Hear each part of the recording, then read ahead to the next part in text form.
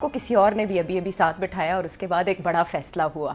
आप मुशावरती अमल में शरीक रहे और मैं बात कर रही हूँ पाकिस्तान क्रिकेट बोर्ड की। मोहसिन नकवी साहब से मुलाकात, फिर उसके बाद मोहसिन नकवी साहब की जानिब से ऐलान सामने आने में कुछ ताख़ीर हुई। वज़ीर-ए-आज़म पाकिस्तान के साथ उनकी मुशावरत चली, ऐलान देर से हुआ लेकिन उसे मास्टर स्ट्रोक करार दिया जा रहा है क्योंकि ऐसे लग रहा था कि भारत सख्त पाबंदी आयद कर देगा, आइंदा के लिए पाकिस्तान के लिए बहुत मुश्किलात होंगी। लेकिन उसके बरक्स हम देख रहे हैं कि श्रीलंकन बोर्ड की जानिब से एक लेटर पीसीबी को लिखा गया और कहा गया कि आप रिव्यू कर लें प्लीज़ अपने फैसले को इंडिया के साथ ना खेलने के, इससे बड़ा माशी नुकसान होगा। ये फैसला कैसे हुआ और ये कैसा फैसला है for the future of cricket? जी हाँ, ये बड़ा इम्पोर्टेंट सवाल है, इसकी एक बैकग्राउंड भी है फैसले की। और बैकग्राउंड ये है कि पाकिस्तान ने हमेशा कहा है कि सियासत क्रिकेट में नहीं होनी चाहिए जी। और जब से बीजेपी हुकूमत आई है हिंदुस्तान में 2013-14 के बाद उन्होंने क्रिकेट के अंदर बहुत सियासत इन्वॉल्व कर दी। और क्रिकेट के जो सरबराह रहे हैं बीसीसीआई के, जो क्रिकेट के जो सरबराह रहे हैं बीसीसीआई के, तो उनमें से वो सारे बीजेपी के लोग थे जी। तो जाहिर है वो फिर अपनी पार्टी पोजीशन उसको वो चलाते रहे और वो बेसिकली एंटी पाकिस्तान बहुत हद तक। तो वहाँ ये फैसला हुआ कि जी पाकिस्तान को हम दावत देंगे कि वो इंडिया आके खेला करे जो वर्ल्ड कप मैचेस हैं। बायलैटरली हम नहीं खेलेंगे एक दूसरे के साथ, मगर इंटरनेशनल मैचेस जो इंडिया में होते हैं उसमें पाकिस्तान अपनी टीम भेजा करे। मगर अगर कोई अगर इंटरनेशनल इवेंट होता है पाकिस्तान में तो हम अपनी टीम नहीं भेजेंगे। उस वक्त उनका ये मौक़िफ़ था कि सिक्योरिटी ठीक नहीं है और इसलिए हमें डर लगता है। ये एक्चुअली जब से वो श्रीलंका के ख़िलाफ़ 2009 में वो एक इंसिडेंट हुआ था तो उसके बाद ज़ाहिर है इंटरनेशनल क्रिकेट यहाँ आनी बंद हो गई जी। मगर पीएसएल के बाद हमने दरवाजे खोल दिए और शो दिखाया कि हम सिक्योरिटी प्रोवाइड कर सकते हैं, सेफ हैं हम, सेफ हैं। तो फिर उसके बाद जवाब नहीं रहा इंडिया का। बाकी टीम्स आ रही थी, सारी आ रही थी, इंडिया इकलौता रह गया। तो इन्होंने फिर भी हमारी बात नहीं मानी और हमें ये कहते रह गए कि आप हमारे साथ खेलें।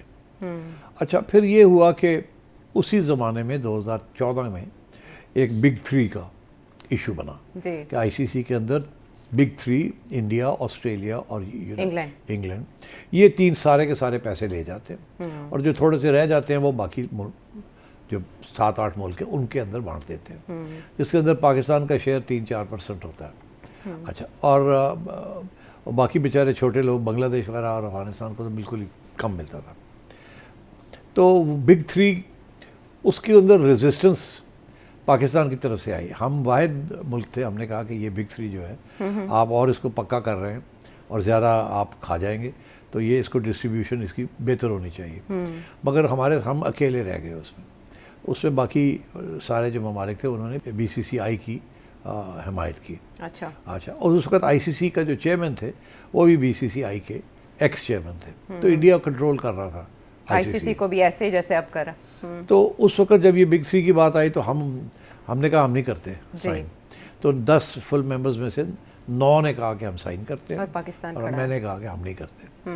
जब हमने ये कहा तो उस वक्त मैं चेयरमैन था तो मैंने कहा हम नहीं करते। तो फिर ये इंडिया वाले हमारे पास आए, इन्होंने कहा जी कि हमने 9 तो 10 ले ही लिए हैं तो अब हमें तो ज़रूरत नहीं है आपकी, पास हो जाएगा ये रिफॉर्म और बिग थ्री तो बन जाएगा, तो आप क्यों अपने आप को अलहदा कर रहे हैं, आपको और नुकसान हो जाएगा आपका। तो मैंने कहा नहीं ठीक है, फिर ये तो आप गलत काम कर रहे हैं असूलन, तो हम नहीं इसका हिस्सा बन सकते।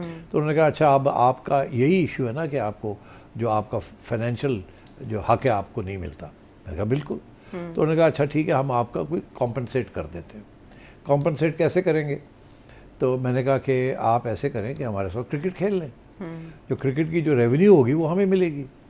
जब इंडिया पाकिस्तान के दरमियान मैच होता है तो अगर तो पाकिस्तान में हो तो जितने पैसे आते हैं खर्चे निकाल के वो पाकिस्तान को मिलते हैं, और जितने अगर इंडिया के अंदर हो तो खर्चे निकाल के जितने पैसे आते हैं वो इंडिया को मिलते हैं। तो यही बायलैटरल होता है कि एक दफ़ा इंडिया में एक दफ़ा पाकिस्तान में, ताकि जितने जितने रेवेन्यू आप अपने अपने इलाकों से इकट्ठा करते हैं वो आपका हो बारी बारी।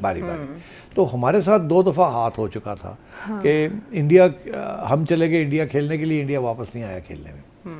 ये मुशर्रफ साहब के ज़माने में भी हुआ और उसके बाद भी हुआ। तो मैंने कहा कि यार वो आपने आना था, आप नहीं आए, हम चले गए खेलने, आपने वादा किया था आप आएंगे, आप आए नहीं। वो हमारे रहता है आपकी तरफ उधार जी। तो ये है कि वो उधार अब पूरा कर दें। तो उन्होंने कहा जी कर देते हैं। अच्छा। तो हमने बैठ के वहाँ एक मुआहदा तय किया, MOU बनाया कि इतने मैचेस आप आके दुबई में खेलेंगे, थर्ड कंट्री में। आप पाकिस्तान में नहीं खेल सकते, डजंट मैटर। और ये तय हुआ कि ये अगले साल इस टाइम पे नवंबर में, अक्टूबर नवंबर में आप दुबई में और शारजा में आके आप 2 टेस्ट मैचेस, 3 वनडेज, 3 ODI, ये सारा कुछ हमने तय किया। ये हाइब्रिड सिस्टम आ गया। तो मैंने उस वक्त उनसे कहा कि ये दैट इज़ द इब्तदा वहाँ हुई हाइब्रिड की।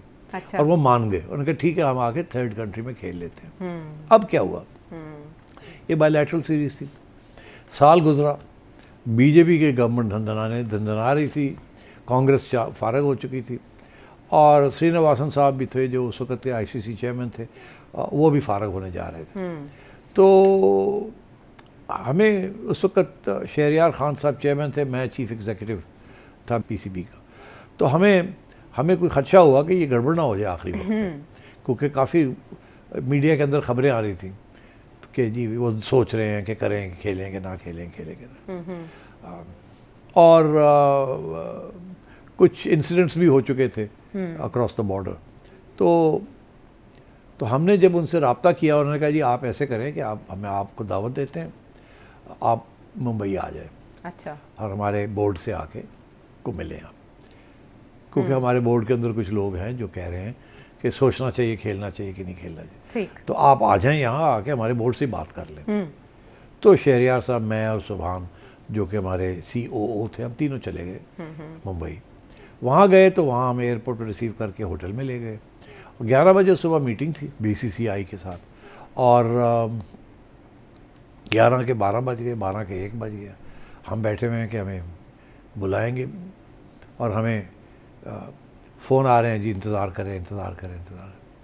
फिर फ़ोन आया, ये मैसेज आया, फ़ोन भी नहीं आया, मैसेज आया कि हमारे ऊपर बड़ा प्रेशर है राइट विंग से, हिंदू एक्सट्रीमिस्ट से, कि हम ना खेलें आपके साथ। तो इस वक्त हम आपसे मिल भी नहीं सकते। और टेलीविज़न के ऊपर हमें दिखाया जा रहा था कि कोई 200-300 लोग बसों में आए जिन्होंने बीजेपी के झंडे लिए हुए थे। अच्छा। उन्होंने धावा बोल दिया BCC के हेडक्वार्टर्स के ऊपर।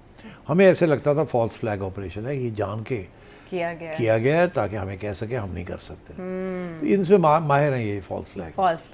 तो हमने कहा यार है तो फॉल्स फ्लैग लग रहा है, मतलब जिस तरीके ना बसा आइया ने, जिस तरह दरवाजे खुल गए ने, वो सारे अंदर आ गए और बड़े आराम के साथ जा रहे हैं, और ये तो ड्रामा है। फिल्में ही चलाते हैं ऐसे मुंबई में तो फिल्में चलती हैं।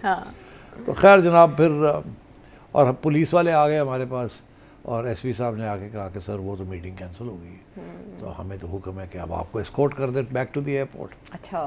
तो जाहिर है यू कैन इमेजिन हमने क्या सोचा, ये तो मतलब है कि बहुत ज़्यादा बेइज्जती भी हो गई हमारी, कि ये तो इनको ट्रस्ट नहीं किया जा सकता, धोखा बहुत है यहाँ तक, झूठ भी बोलते हैं, गुस्सा भी हमें बड़ा था। खैर हम वापस आ गए। जब वापस आए तो यहाँ के मीडिया ने हमें पूछा भाई तुसी करके की आए हो, की चक मार के आए हो। जाहिर है बड़ी तनकीद हुई कि आप इनको नहीं समझते, जानते नहीं हैं, आप इन पे एतमाद क्यों करते हैं, ये तो है ही ऐसे, और आपकी गलती है, आपको ये करना ही नहीं चाहिए था उनके साथ। अच्छा। जाहिर है लोग गुस्से में थे। बहरहाल जी वो सर्वाइव कर दिया। उसके बाद फिर अगला साल आया तो वर्ल्ड कप था 2016 में, और इंडिया में ICC कि जी आप इंडिया में आके खेलें, फिर और अगर नहीं खेलेंगे तो फिर हम ये कर देंगे, वो कर देंगे, ये कर देंगे। तो हमने कहा भी अब क्या करें, क्रिकेट तो खेलनी है हमने, चले शायद एक गुडविल जेस्चर कर देते हैं, शायद इसके साथ फिर कुछ रास्ते खुल जाए। तो हमने कहा ओके। मगर उस वक्त चौधरी निसार थे इंटीरियर मिनिस्टर जी। तो मैं चौधरी साहब के पास गया, पंजाब हाउस से मुलाकात हुई, मैंने उन्हें बताया कि ये मसला है। तो उन्होंने कहा क्या होगा अगर आप ना जाएं, ये है, सारी डिस्कशन हुई।